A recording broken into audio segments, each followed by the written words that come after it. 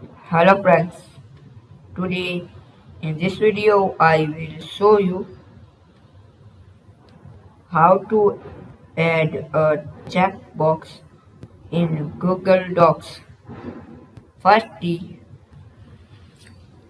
you need to select your text and press and hold Ctrl Shift plus 9, Ctrl Shift plus 9. You see checkbox is add.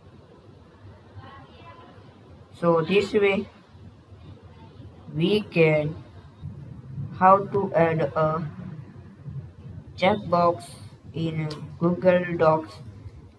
Thanks for watching. Please like, share and subscribe my channel. Please comment this video work for you or not.